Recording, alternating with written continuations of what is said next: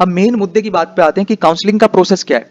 तो जितने भी कैंडिडेट्स पहली बार काउंसलिंग कर रहे हैं या जो पहले कर भी चुके हैं उनके लिए वीडियो बहुत ज्यादा इंपॉर्टेंट है, क्योंकि इसमें सारी चीजें काउंसलिंग की ए से लेकर जेड तक चीजें कि किस तरह से होती है, क्या प्रोसेस रहता है, क्या रूल्स रेगुलेशंस हैं, कैसे सीट छोड़नी है, कैसे लेनी है, सिक्योरिटी डिपॉजिट क्या होता है, कितना लगता है, ठीक है, कैसे बच्चे काउंसलिंग के रूल्स में कमियों का फायदा उठाते हैं, उस फायदा सीट ब्लॉकिंग क्या होती है, एवरीथिंग, मतलब जो भी आपके मन में जो डाउट है वो सारे काउंसलिंग से रिलेटेड क्लियर होने वाले इस वीडियो में। तो वीडियो में एंड तक बने बने रहें। तो बिना किसी देरी के हम लोग शुरू कर रहे हैं, ठीक है। काउंसलिंग के प्रोसेस को धीरे धीरे करके पॉइंट वाइज पॉइंट समझते चलेंगे, ठीक है। तो सबसे पहले डिस्कस कर लेते हैं कि पार्टिसिपेटिंग सीट्स कितनी होती है ऑल इंडिया कोटा में। देखो सबसे पहले बात जान लो कि ऑल इंडिया कोटा की काउंसलिंग होती है mcc.nic.in पे, ठीक है। ये वेबसाइट का नाम है, नोट कर लो, mcc.nic.in।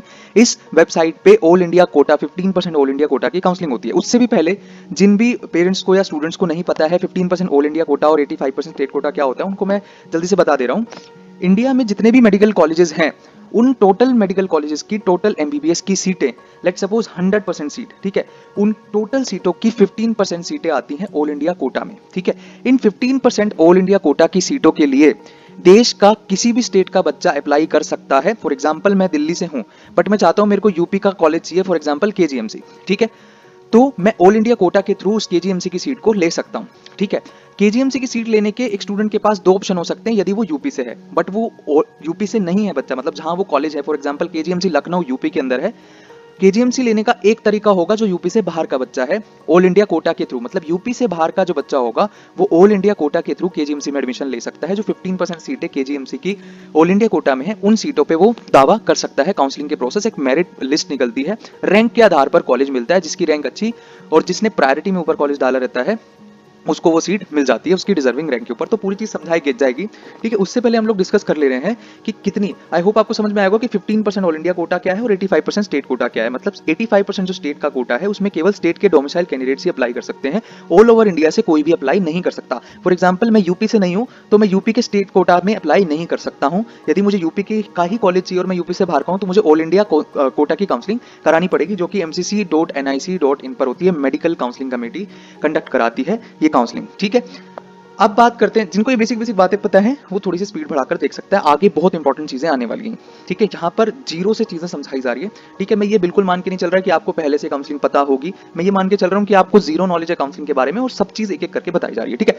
अब सबसे पहले जान लो कि एमसीसी की जो काउंसलिंग करा रही है वो किन किन सीटों के लिए करा रही है, मतलब एमसीसी की काउंसलिंग करनी है आपको तो वो किन किन सीटों पे एडमिशन लेने के लिए करनी है। सबसे पहले 15% ऑल इंडिया कोटा की सीटों की काउंसलिंग यहाँ पर होती है, एमबीबीएस और बीडीएस की सीटें, ठीक है। हर एक medical college, government medical college की 15% सीटें ऑल इंडिया कोटा में आती हैं, जिसकी काउंसलिंग एमसीसी कराती है, ठीक है।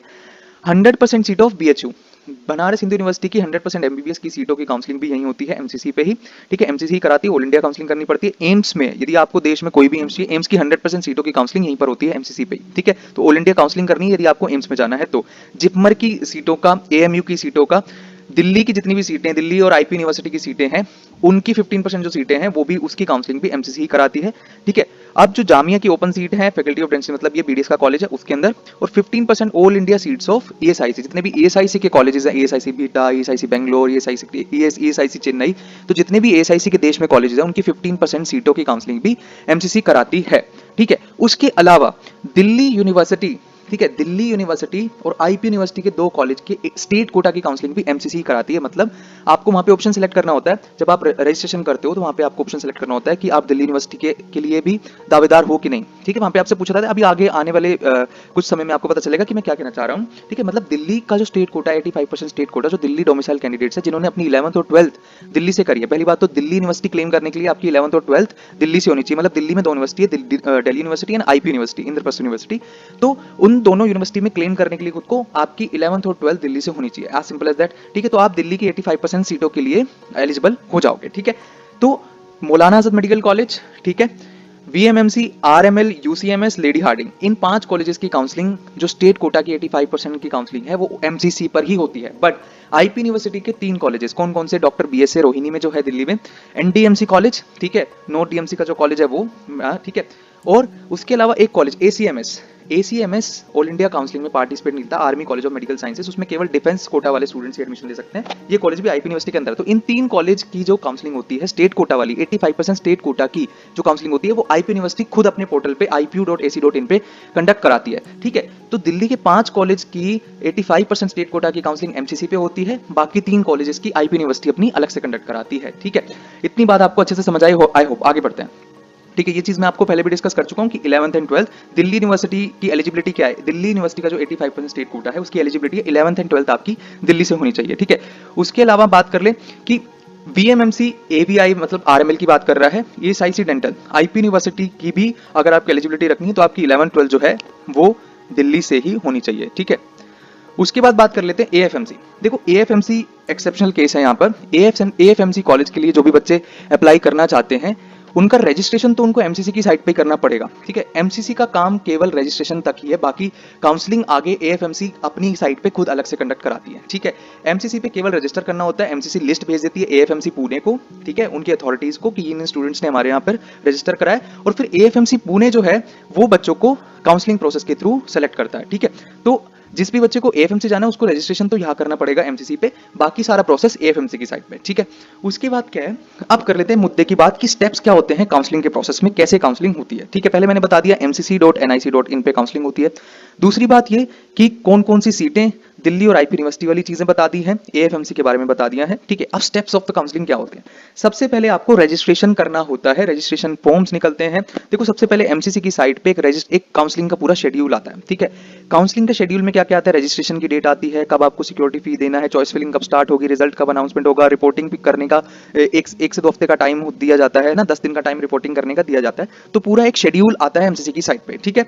उसके बाद एमसीसी एक ब्रोशर रिलीज करती है जहां पे काउंसलिंग के रूल्स लिखे होते हैं, ठीक है। देखो नीट 2022 की काउंसलिंग के अंदर जो रूल्स थे वो चेंज कर दिए गए थे 2023 की काउंसलिंग में, और बहुत हद तक चेंज कर दिए गए थे। तो 2023 में जो काउंसलिंग के रूल्स है, जो करंट रूल हैं, जो कि इस साल भी आएंगे, जो रूल्स, जो लेटेस्ट रूल है, पुराने रूल्स को भूल जाओ, लेटेस्ट रूल जो लाए गए थे वो सीट ब्लॉकिंग को रोकने के लिए नए रूल्स लाए गए थे, पर वो भी कारगर साबित नहीं हुए। वो हम वीडियो में आगे डिस्कस करने वाले हैं कि क्या प्रॉब्लम हुई थी, ठीक है। तो काउंसलिंग के प्रोसेस में सबसे पहले आपको रजिस्ट्रेशन करना होता है, गिवन डेट्स के अंदर कुछ टाइम पीरियड आपको दिया जाता है, उसमें आपको रजिस्टर करना होता है एमसीसी की साइट के ऊपर, ठीक है। पहली बात, रजिस्ट्रेशन के टाइम पे ही आपको रजिस्ट्रेशन की फीस देनी होती है, और वो फीस कितनी देनी होती है यहाँ पर आप देख सकते हो। देखो यदि आप गवर्नमेंट कॉलेज के लिए अप्लाई कर रहे हो, ठीक है, यदि आप गवर्नमेंट कॉलेज के लिए अप्लाई कर रहे हो तो आपको 1000 रुपए की नॉन रिफंडेबल रजिस्ट्रेशन फीस देनी होती है, मतलब 1000 रुपए आपको वापस नहीं मिलेंगे कभी भी, ठीक है। अगर आप रिजर्व कैटेगरी से हो, ST SC से हो तो 500 रुपए आपको रजिस्ट्रेशन फीस देना पड़ता है, साथ में सिक्योरिटी डिपॉजिट भी होता है, ठीक है। 10,000 रुपए का गवर्नमेंट कॉलेज में आपको, गवर्नमेंट कॉलेज के लिए यदि आप अप्लाई करो तो 10,000 रुपए का जो है आपको सिक्योरिटी डिपॉजिट देना पड़ेगा, रिजर्व कैटेगरी से तो 5,000। एक बात और, 100% डीम्ड यूनिवर्सिटी की सीटें जो हैं, डीम्ड यूनिवर्सिटी देश में 51 डीम्ड यूनिवर्सिटीज हैं, उनकी 100% सीटों की काउंसलिंग एमसीसी पे ही होती है। डीम्ड यूनिवर्सिटी की जो रजिस्ट्रेशन फीस है वो 5,000 रुपए है, और 2 लाख रुपए आपको डीम्ड, अगर आप डीम्ड का भी ऑप्शन सेलेक्ट करो, फॉर एग्जाम्पल आपकी रैंक बहुत नीचे है, फॉर एग्जाम्पल आपकी रैंक 2 लाख है, ठीक है, 2 लाख रैंक है, आपको पता है आपको गवर्नमेंट कॉलेज नहीं मिलेगा, बट स्टिल आप चाहते हो कि गवर्नमेंट, पहले गवर्नमेंट देख लेते हैं फिर डीम्ड, अगर नहीं मिलेगा तो डीम्ड, तो बच्चा वहां पे दोनों ऑप्शन सेलेक्ट करता है कि गवर्नमेंट है ना और डीम्ड दोनों, ठीक है। तो ऐसे केस में बच्चे को 2,10,000 रुपए वहां पर जमा करने होते हैं, जिसमें से 10,000 रुपए नॉन रिफंडेबल होते हैं और 2 लाख रुपए की सिक्योरिटी डिपॉजिट होती है, जो कि फोरफीट हो सकती है यदि आप काउंसलिंग के रूल्स को तोड़ते हो। तो वो रूल्स क्या है वो हम आगे डिस्कस करने वाले हैं, ठीक है। तो इतना जब काम हो जाता है उसके बाद आपकी चालू होती है चॉइस फिलिंग। अभी चॉइस फिलिंग क्या होती है, देश में 380 के करीबन जो है अभी आज की डेट में गवर्नमेंट मेडिकल कॉलेजेस हैं, ठीक है। उन कॉलेजेस को आपको अपनी प्रायोरिटी के आधार पे अरेंज करना होता है चॉइस फिलिंग में। फॉर एग्जांपल आप चाहते हो कि सबसे पहले मुझे एम्स दिल्ली मिल जाए, फिर ये ना मिले तो मुझे मौलाना आजाद मिल जाए, फिर मुझे VMMC मिल जाए, फिर मुझे RML मिल जाए, फिर मुझे UC मिल जाए, ठीक है। तो इस तरह से आप एम्स भोपाल, इस तरह से कॉलेज को अपनी प्रायोरिटी के आधार पर जचाते हो, ठीक है। एल्गोरिथम क्या करता है, सबसे पहले सबसे ऊपर वाली, मतलब एल्गोरिथम जो होता है एमसीसी का, वो रैंक को प्रायोरिटी देता है। सबसे पहले रैंक 1 के पास जाता है, उसकी सबसे ऊपर वाली चॉइस को चेक करता है, यदि उसमें सीट खाली है तो अलॉट करता है, नहीं तो उसकी नेक्स्ट चॉइस पे मूव कर जाता है, ठीक है। जब तक रैंक 1 का अलॉटमेंट प्रोसेस नहीं हो जाएगा, पूरा नहीं हो जाएगा, तब तक वो अगली रैंक पे मूव नहीं करेगा। फॉर एग्जाम्पल मेरी रैंक 10,000 है, ठीक है, तो मेरी जितनी, मान लो मैंने 5 कॉलेज भरे, ठीक है, मैंने टॉप 5 कॉलेज भरे, सारे टॉप 5 एम्स भर दिए, एल्गोरिथम मेरी रैंक पे पहुंचा, उसने चेक करा पहले एम्स में नहीं है, दूसरे एम्स में तीसरे में नहीं है, चौथे में नहीं है, पांचवें में सीट है, तो मुझे पांचवें एम्स में सीट अलॉट करके नेक्स्ट रैंक पे मूव कर जाएगा। अगर पांचों में ही सीट खाली नहीं हुई, जितने मैंने कॉलेज भरे उसमें सीट खाली नहीं है मेरी कैटेगरी में, तो वो नेक्स्ट रैंक पे मूव कर जाएगा और मेरे को अलॉटमेंट आएगा ही नहीं उस पर्टिकुलर राउंड के अंदर। तो इस तरह से एल्गोरिथम रैंक को प्रायोरिटी देता है, पहली बात। ठीक है, बहुत सारे काउंसलर्स ऐसे मिस इन्फॉर्मेशन करते हैं कि आप इस कॉलेज को ऊपर डाल दोगे तो आपको मिल जाएगा, ऐसा कुछ भी नहीं है।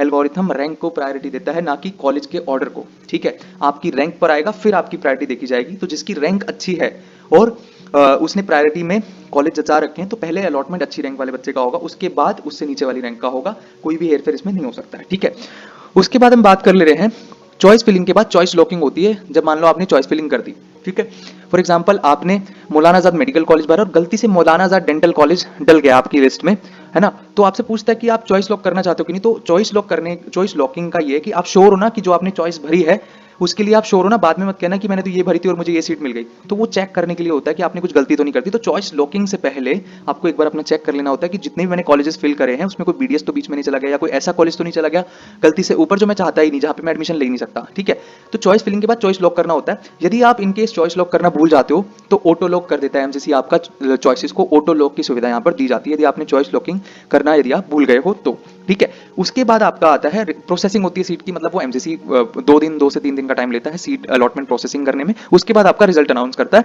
रिजल्ट अनाउंस करने के बाद बहुत सारे बच्चों का अलॉटमेंट आता है। फिर बच्चों को रिपोर्टिंग, फिजिकल रिपोर्टिंग होती है कॉलेज के अंदर, मतलब बच्चों को अपने डॉक्यूमेंट्स और फीस लेकर के जानी होती है, एडमिशन प्रोसेस कंप्लीट करना होता है if they are willing to take that seat. ठीक है, अब आगे बढ़ते हैं। अब सबसे पहले क्या होता है ना कि देश में काउंसलिंग चल रही है तो सबसे पहले होता है ऑल इंडिया कोटे का राउंड 1। ठीक है, फिर स्टेट कोटे का राउंड 1 होता है। ठीक है, for example all India quota का राउंड 1 यहां पर कंप्लीट होगा, साथ में इसके बाद स्टेट कोटा का राउंड 1 चालू हो जाएगा। यूपी का स्टेट कोटा है ना, हरियाणा का स्टेट 1 राउंड, मतलब इस तरह से ये आइडियल सिचुएशन है। बट ये आइडियल सिचुएशन की धज्जियां लास्ट ईयर उड़ी थी, वो भी डिस्कस करूंगा कि क्या हुआ था। फिर ऑल इंडिया कोटा राउंड 2 होता है, फिर स्टेट का राउंड 2 होता है, ऑल इंडिया राउंड 3 स्टेट का मोपअप होगा, ऑल इंडिया का स्टे वैकेंसी और लास्ट में स्टे वैकेंसी राउंड स्टेट का होता है। 8 राउंड ऑफ काउंसलिंग टोटल होती है, इसलिए कह रहा हूं कि बहुत कॉम्प्लेक्स प्रोसेस है, अच्छे से समझ लो इसे। ठीक है, उसके बाद क्या होता है ना